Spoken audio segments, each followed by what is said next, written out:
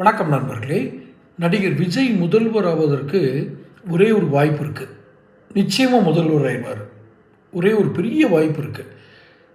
ஆனால் அதை சொன்னால் அவங்களுடைய அபிமானிகள் கோவிச்சுக்கக்கூடாது. அதை இது இப்படி செஞ்சார்னா இந்த அவர் முதல்வர் ஆயிடுவார் அப்படின்றதுக்கு என்கிட்ட ஒரு நல்ல ஒரு ஆலோசனை சொல்கிறோம்.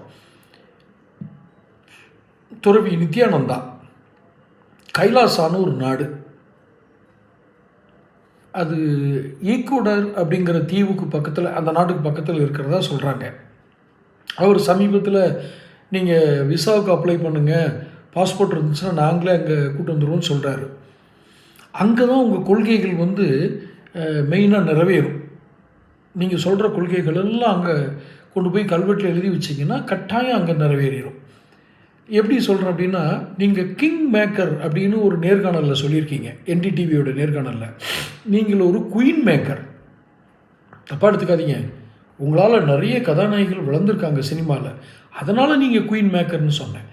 குயின் மேக்கர்ஸ் தான் நித்யானந்தா மாதிரி ஆட்களுக்கு தேவை. ஏன்னா அவர் ஒரு இந்து துறவியாக அறியப்படுறார். அவர் மேலே பல சர்ச்சைகள் இருக்கலாம், பல குற்றச்சாட்டுகள் இருக்கலாம், மோசடி புகார்கள் இருக்கலாம். ஆனால் அவர் ஒரு நாட்டுக்கு அதிபரைட்டர் பார்த்தீங்களா? அது மாதிரி உங்கள் மேலே குற்றச்சாட்டுகள் இருக்குன்னு நான் சொல்ல வரல. நீங்கள் மதத்தை மதிப்பவர், அதனால தான் உங்கள் படத்தை வெளியிட மாட்டேங்கிறாங்க. ஒரு நாட்டினுடைய இறையாண்மை கொண்ட இராணுவத்தை மதிப்பவர், அதனால தான் உங்கள் படத்தை வெளியிட மாட்டேங்கிறாங்க. இரண்டாவது, உங்களுடைய பழைய படங்கள்லாம் பாருங்கள். நீங்கள் ஹீரோயினை எவ்வளோ உயர்வாக மதிப்பீங்க, மதித்து காட்சிகள் அமைப்பீங்க. அதனால் நீங்கள் ஒரு குயின் மேக்கர். அவர் நித்யானந்தா பண்ணது பாவம் வெளியே வந்துடுச்சு, அதனால் விட்டுருங்க, மன்னிச்சிருங்க. ஆனால் நீங்கள் கைலாசா நாட்டுக்கு போனீங்கன்னா கட்டாயம் உங்களை அங்கே இருக்கிற ஒரு பகுதிக்கு முதலமைச்சர் ஆக்கிடுவார். உறுதியாக முதலமைச்சர். தேர்தலே கிடையாது அங்கே.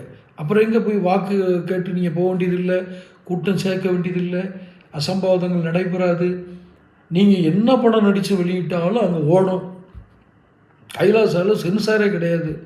அதனால் உங்களுக்கு நல்ல ஃப்யூச்சர். படத்தில் நடிச்சுக்கிட்டே கூட நீங்கள் அரசியலில் இருக்கலாம், தப்பு இல்லை. ஏன்னா அந்த நாட்டில் தான் நித்யானந்தா தானே ஜனாதிபதி. அதனால் நீங்கள் அங்கே போய் இது பண்ணலாம். இதே தான் நான் கோவத்தில் சொல்கிறேன்னு வச்சிடாதீங்க. கட்டாயம் அவர் போக வேண்டிய இடம் அதுதான். ஏன்னா வர வர அவருடைய நேர்காணல், பேட்டி, கூட இருக்கவங்களுடைய உளறல், குயுக்திகள், அந்த ஊடுருவி இதாகிறது, இதெல்லாம் பார்த்தா கைலாசா தான் இனிமேல் அவங்களுக்கு லாய்க்கு. உங்களுடைய கருத்துக்களை கமெண்ட் பாக்ஸில் போடுங்க. தொடர்ந்து பேசுவோம். சேனல் சப்ஸ்கிரைப் பண்ணிக்கங்க. நோட்டிஃபிகேஷன் பெல் பதிவு பண்ணுங்கள்.